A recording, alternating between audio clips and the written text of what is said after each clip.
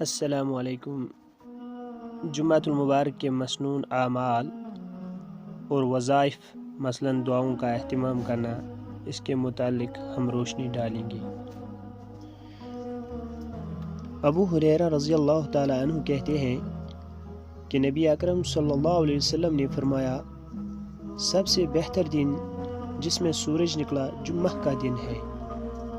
اسی دن آدم علیہ السلام کو پیدا کیا گیا، اسی دن انہیں جنت میں داخل کیا گیا اور اسی دن انہیں جنت سے نکالا گیا، اور قیامت بھی اسی دن قائم ہوگی۔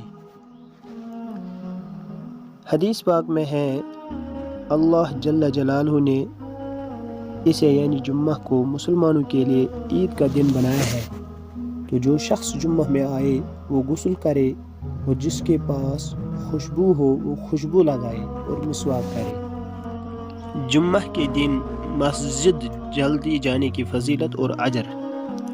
حضرت ابو ہریرہ رضی اللہ تعالیٰ عنہ سے روایت ہے کہ آپ صلی اللہ علیہ وسلم نے ارشاد فرمایا کہ مسجد کے دروازوں میں سے ہر ایک دروازے پر ایک فرشتہ ہوتا ہے جو سب سے پہلے آنے والوں کے نام لکھتا ہے، تو سب سے پہلے آنے والا اونٹ قربان کرنے والے کی طرح ہے، پھر درجہ بدرجہ یہاں تک کہ انڈا قربان کرنے والے کی طرح۔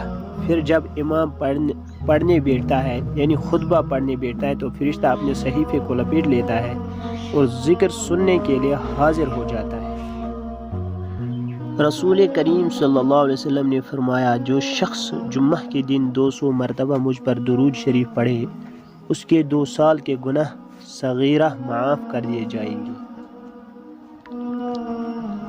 جمعہ کے دن کے چند اعمال مغفرت کا ذریعہ۔